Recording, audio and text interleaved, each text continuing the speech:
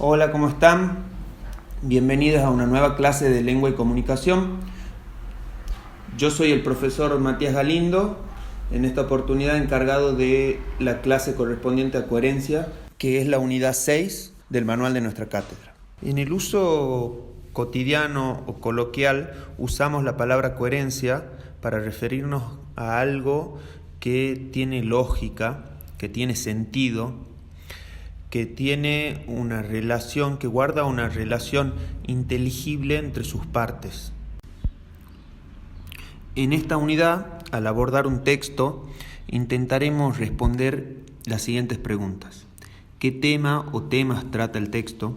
¿Qué relación existe entre esos temas si el texto aborda más de un tema? ¿Cuál es el tema más importante?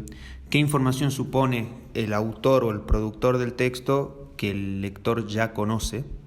¿Y cómo se va incorporando nueva información a ese texto? Teniendo en cuenta este ejemplo, podemos pensar en cuál sería el tema principal. Y ya ven que estamos pensando en textos no como conjuntos de signos lingüísticos, sino también como la combinación de signos icónicos y signos lingüísticos, más bien como un enunciado.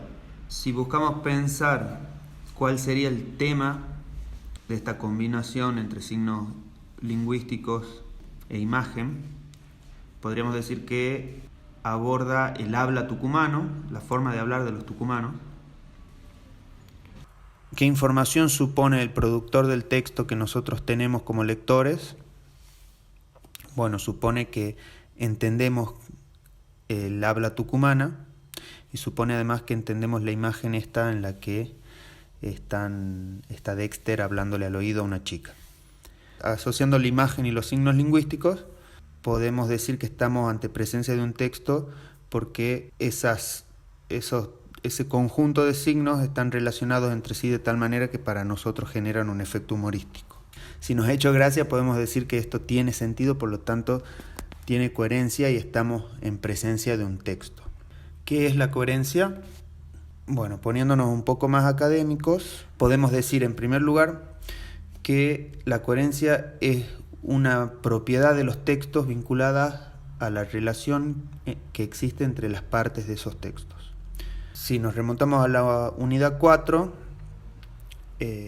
podemos decir también que la coherencia es uno de los criterios de textualidad que proponen de Beaugrande y Dressler, y además que es uno de los dos criterios centrados en el texto.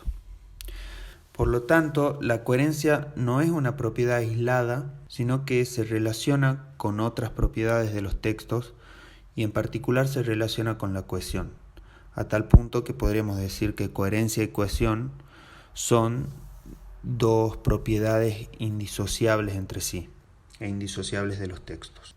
Tomemos el siguiente ejemplo. La víctima despertó del coma, según informaron los organizadores de la carrera. Este mail no es válido como comprobante de la operación realizada. El hospital de Concepción superó los 300 hisopados. No obstante, el animal había permanecido durante horas con el cuerpo apoyado sobre el fondo.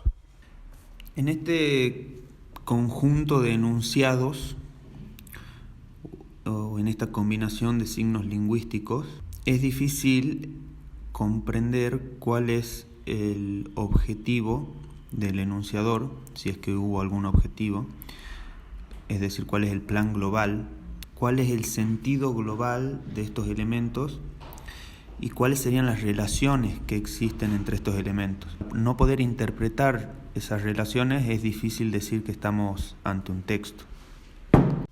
Leamos el siguiente ejemplo.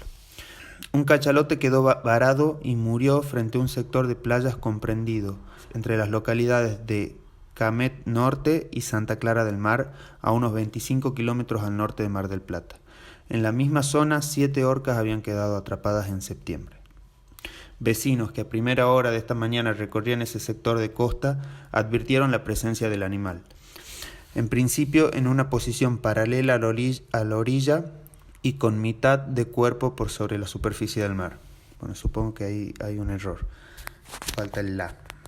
Pero de todas maneras, en este texto, inconscientemente digo texto porque claramente tiene un sentido y después de leerlo me queda la sensación de que es coherente, de que estoy frente a un texto, de que hay relaciones entre sus partes que configuran una textura.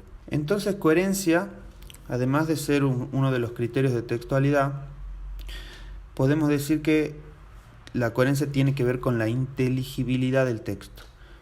Lo inteligible es lo que uno es capaz de comprender. Por lo tanto, podemos decir que la coherencia depende tanto de quien produce el texto, es decir, de las relaciones que establece entre las partes del texto un enunciador, pero también depende del receptor, del destinatario de ese texto y de la capacidad de ese destinatario de asignarle un sentido.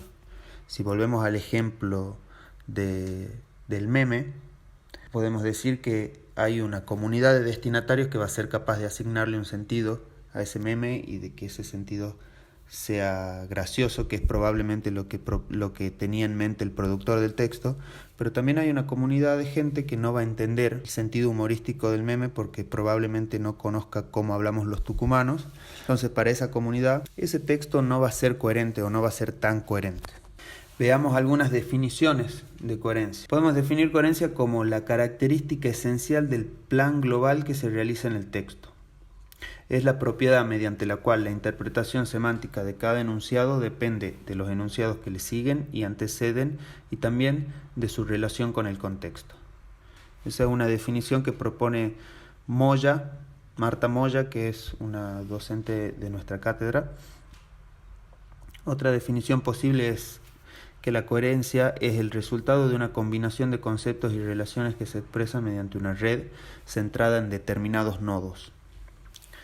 Esta definición también de Moya pone el eje en la jerarquía de la información, que es algo que vamos a ver más adelante. Entonces, las definiciones que hemos leído ambas ponen el acento en que la coherencia depende por un lado de la relación que se establece entre las partes de un texto, pero también de las relaciones entre ese texto y su contexto. Y dentro del contexto también tenemos que tener en cuenta al destinatario. Ahora veremos las estructuras de las que están compuestas los textos. Podemos diferenciar la microestructura y la macroestructura. La microestructura se refiere a la estructura semántica de oraciones y proposiciones y a las relaciones que se dan entre sí. De alguna manera podemos decir que tiene que ver con lo que hemos visto en la unidad anterior como cohesión. Es decir, los elementos del texto y las relaciones que se dan entre esos elementos. Por otro lado, la macroestructura tiene que ver con el sentido global del texto. Volvemos al ejemplo 1. Vemos que los elementos que constituyen esta secuencia o los enunciados no tienen una relación entre sí. Por lo tanto, no comprendemos el propósito, la intención o el plan global del enunciador. Es decir, no tiene un sentido global que oriente la producción textual. La macroestructura sería cuál es el tema o el asunto de un texto.